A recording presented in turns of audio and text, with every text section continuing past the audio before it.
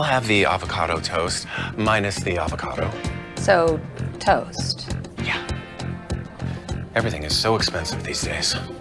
Hey, Chevy gets it. That's why they're keeping prices down to earth, like on the most affordable EV in America.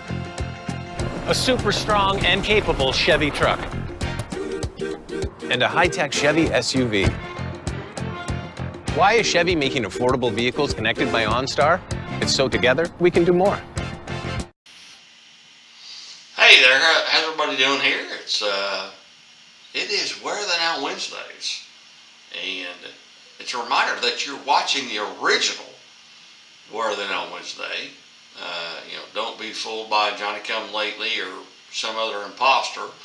Playing on Sports and the Missouri Sports Network is your source for Where Are They Now Wednesdays, and certainly appreciate you guys tuning in. I got to ask you one favor. Just one favor.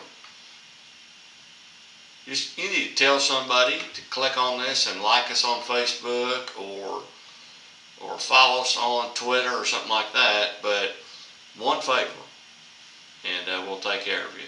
But it is Where Are They Now Wednesdays, episode 9 here, the week of June 19th. It is June 19th, 2024. We're 2 days away from summer, and it already feels like summer outside, but it is really warm, and we hope that you guys are staying cool.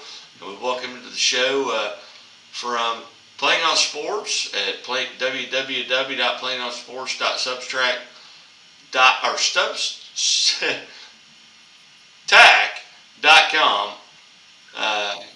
Kent Mueller. Kent, how are you today? I am doing very well. Lots of things going on. Everything is good. I am a little bit under the weather, but wanted to make sure we got here week 9. We'll be consistent on things. You can go to the newsletter. You can email Kent at playingonsports@gmail.com. With our Missouri Career 1000 at gmail.com, and I know those numbers are going up as well.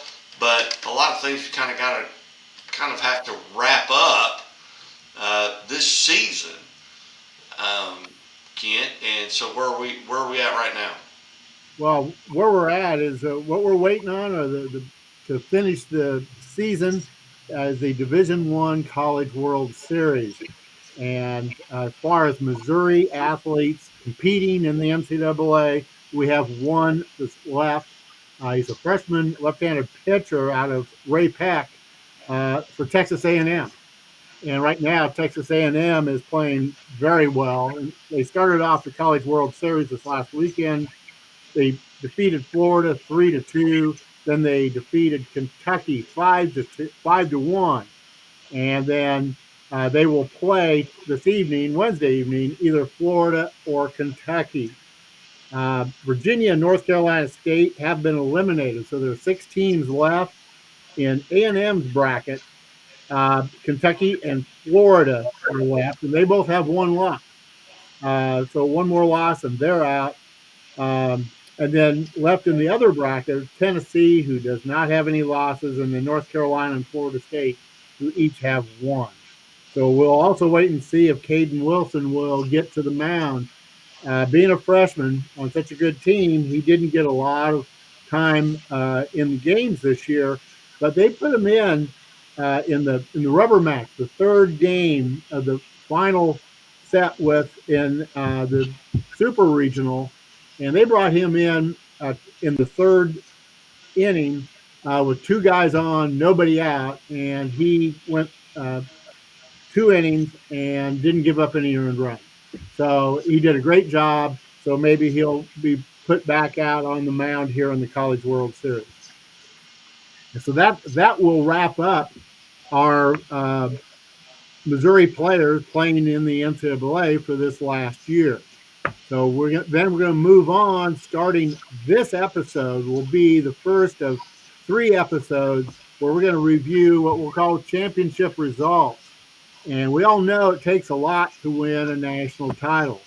Some people call that a natty. It also takes a lot to be on one of those teams. It's very competitive to get on those rosters.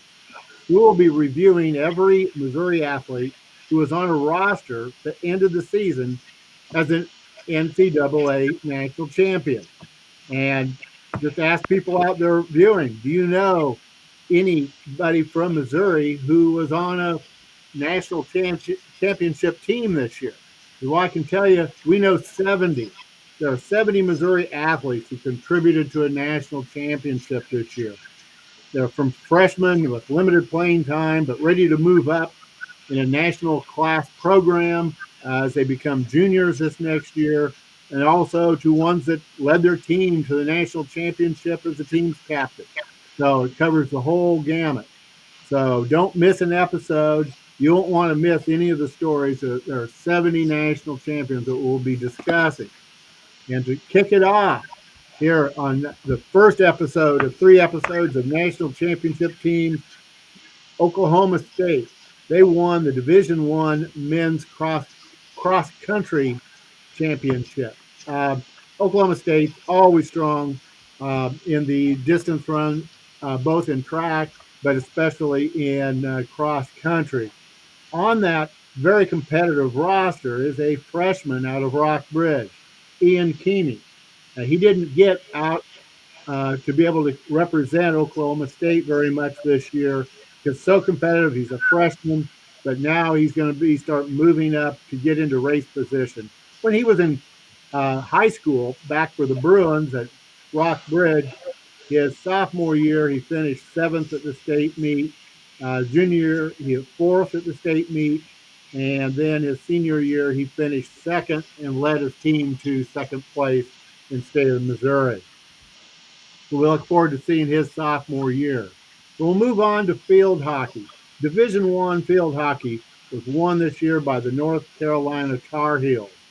On that roster is Grace Pottebaum. She's a junior out of John Burroughs. She played in 20 out of 21 games. She started 7 of them. She logged 821 minutes this year. She started in the national championship game, and it was a heck of a championship game. Everything you could ask a championship game to be. North Carolina won 2-1 in a double overtime shootout. And the Tar Heels have one of the very best field hockey programs. That was their 11th national championship and their 2nd consecutive championship. And Grace Pottebaum is a key member of this year's team and will be again next year as a senior. While a Bomber at John Burroughs, Grace was the Metro League Player of the Year, first team All-Metro, second team All-America in field hockey, and also first team All-America in lacrosse.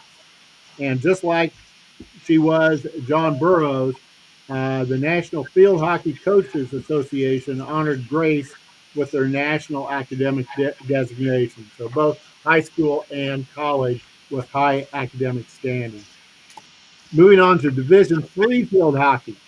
That was won by the Middlebury College Panthers. On that roster is Ellie Hughes. Ellie is a junior out of Pembroke Hill in Kansas City. And she's steadily increased her playing time each of her 3 years there. She started all 22 games this year. And from her midi position, where she primarily plays defense, she scored 1 goal this year, but that was a game winner. And Middlebury capped off their undefeated year this year with a 2-0 win over Johns Hopkins in the national championship game. And in the 3, what I'll call the Ellie Hughes years at Middlebury, the Panthers are 65-1, have won 3 national championships. Ellie leads her Panthers into next year with a 31-game winning streak. We'll move on to football. Missourians play pretty good football also. We'll start off with the FBS. That, of course, was won by the Michigan Wolverines. We all watched that national championship game, and there were 3 Missourians who were in uniform from Michigan. One was a freshman out of Cardinal Ritter, Frederick Moore, 6'1", 180-pound wide receiver. He played in 13 games, both as a wideout and on special teams. During the year, he caught 4 passes for 32 yards. And his team awards included being named Offensive Freshman of the Game 3 times and Special Teams Freshman of the Game twice. Frederick was an All-State selection his senior year with Cardinal Ritter when they went undefeated for a state championship. Also on that team is Kendrick Bell, a freshman out of Park Hill. He's a 6 foot, 180-pound wide receiver. He didn't play this year, but he was named the Scout Team Offensive Player of the Week prior to the Rutgers game. And his brother Ronnie was a 2-time captain and 2-time Big Ten champion with Michigan. He is now with the San Francisco 49ers. And Kendrick's twin brother, Marquise, will be a sophomore this year for Southeast Missouri State men's basketball. So the Bell family putting out a lot of athletes. Also suiting up for Michigan's Dale Chesson is a graduate student out of Ladue Horton Watkins, 6 foot, 190-pound wide receiver. Now he didn't get on the field this year. He arrived at Michigan after playing 3 seasons at Dartmouth. And Dale led Ladue to an undefeated state championship season his senior year in high school. And in FCS football, South Dakota State, the Jackrabbits, they defeated Montana 23-3 to complete a 15-0 national championship season. That was their second consecutive national championship. Who led them there was Isaiah Davis, a senior out of Joplin, 6 foot, 220-pound running back, 4,548 career yards, 50 touchdown runs. The American Football Coaches Association named him first team All-American. He was picked in the 5th round of the NFL draft by the New York Jets. The second leading rusher on that team, on that national championship team this last season, was Amar Johnson. He's a junior out of Chaminade, 5'10", 200-pound running back. He had 801 yards, 6.3 yards per carry. And Omar was a 2-time 1,000-yard rusher and 2-time All-State honoree when he was playing for Chaminade. Also on that team is Jalen B. Lee. He's a redshirt freshman out of Fort Zumwalt North. He's a cornerback, 6 foot, 195 pounds. He played all 15 games for the Jackrabbits. And in high school, he was an All-State honoree his senior year. Also on that roster, Dayton McGoy, a senior out of Lafayette High in St. Joseph, a 6 foot, 210-pound linebacker. He played in 12 games this year for the Jackrabbits, and he was in on 23 tackles, broke up 2 passes. A redshirt freshman out of Platte County was Trevor Scott, 5'10", 195-pounder. When he was playing for the Pirates at Platte County, he was a 2-time All-State honoree. So, moving on. Division II. It's not just a Division I where they win titles. Also Division II. Harding University, the Bison. They went 15-0 and upset number 1 Colorado School of Mines 38-7 in the national championship game. On that team, Tyler Ross is a sophomore out of Webb City, 6'1", 230-pound quarterback. He got in 10 games as a sophomore. Also on that team, their running back, Blake Dela Cruz. He's out of Parkview, 5'8", 195 pounds. He rushed for 1,508 yards, and he averaged 6 yards per carry, scored 21 touchdowns. I can tell you, there's one way to gain positive yards, and that's not to lose them. In 252 carries, Blake only lost 2 yards all season. I'm not sure if I've seen that many carries by a running back in one season, and to only come up short of the scrimmage line by 2 yards the whole year. That not only kept him above 100 yards per game, but it kept a lot of Bison drives from stalling out. And Blake was a Associated Press second-team All-American. Blake is now top 5 all-time in touchdowns scored, top 10 in rushing yards for Harding, and we'll see how far he rises on those lists this next fall. Now, a sport that isn't watched as much, but it is there's a national championship the NCAA awards each year in bowling. This year, that was won by the Jacksonville State Gamecocks.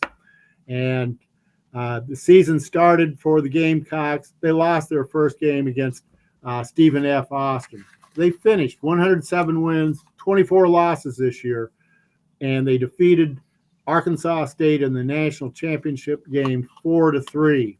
Now, what's interesting about what the team did at Jacksonville State, that's the school's first bowling national championship, but it's also the first national championship that any Jacksonville State team has won since they became a Division I program 30 years ago. And it's the first women's national championship since 1985. That's 39 years. And what I think is the most astounding thing here is it is the first time in NCAA history where a school won a national championship in the very first year that school competed in that sport. So all their numbers that they produced this year, those are all career records because Jacksonville State did not compete in bowling before this year. They started a team and they won the national championship. And they did that by bringing in a coach out of McKendree who had won four national championships, and they brought in some talent through the portal. And on that team is Danielle Henderson, a freshman bowler out of Pattonville. And as I mentioned, they brought in a lot of seniors and a lot of graduate students to be on that 9-person roster. Danielle is one of only 2 who are younger than a junior. So she has 3 more years with these coaches who have now won 5 national championships for 2 different teams. And here in Missouri, bowling is classified as an emerging sport by the Missouri State High School Activities Association. So I think we'll be seeing more bowlers going forward. And as a freshman, Danielle bowled the 6th most frames out of the 9 on the roster, and her 56.7% strike ratio was the 5th best on the team.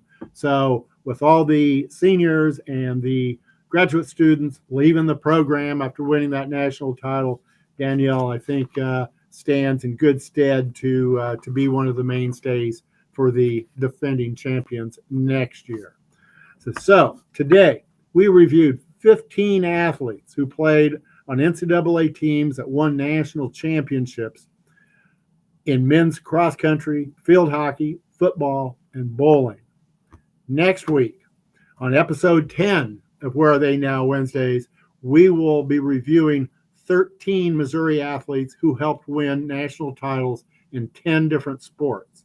And then we'll conclude the national championship coverage the following week, when we cover 30 Missouri athletes who were on teams that won national titles in 4 different sports. So we have a lot more coming, a lot of success. I mean, you don't go any further than the national championship, and we have a lot of those by the Missouri-grown athletes. Hey, and Kent, from bowling strikes to throwing strikes, we cannot there's anybody else that's going to have any more information than that you on playonsports.substract.com. And I also want to kind of reiterate, because I know we're continuing to add to our Missouri Career 1000. If you have or know of someone that scored 1,000 career points in their high school career, you can email us. Well, basically it's you, but just Gmail or email us at Missouri Career 1000, at gmail.com. And I talked to you today, and we got some Nixa high school kids that were added to it. We're continually getting kids that are added to it. We're up probably around 1,000 high school kids that are on that list. And I know we're probably only 20% into that, but we want to, and you want to, kind of make sure that the list is accurate and full. That's correct. So, well, I've had a ball, and I know I'm a little bit under the weather. This evening with it, but hey, I wanted to. Hey, the show must go on. And it will every week. It will. Is there anything else you want to let the listeners and viewers know about? I mean, obviously, we want people to, when they click on the link, we want them to say, like this link on Facebook and follow us and things like that. But this is information, like the information you just gave us, nobody else has. That's correct. We pride ourselves having the most information, the best information, and it's information that so many people want. So I'll just say to the viewers, you like this information, and you must, if you're watching here at the end of the video, you like this information. Well, who are your friends? Your friends are people who like the same things that you do. So you're going to be doing them a favor if you send this to them. And a lot of good conversations. The high schools, you're going to know the high schools. Somebody at those high schools, send it to them. They will appreciate that. And as Guy said, if you have any information from your school about 1,000 point scores, and that's both boys and girls, we are building what will be the biggest and best list of both boys and girls who've scored 1,000 points in their Missouri high school career. We're heading up. We're getting real close to 1,000. I'll just challenge every school out there to send in your list and get those past students of yours on this list where it'll be up where people can appreciate it forever. Hey, you bet. And it's this is all on Kent. This isn't me, doing this stuff. So you get that list to him, and he will have the spreadsheet, and he's a numbers guy. But hey, Missouri Career 1000 at gmail.com, and he will, I promise, make sure it gets out there. Kent, thank you so much. You're very welcome. Hey, we'll see you next Wednesday.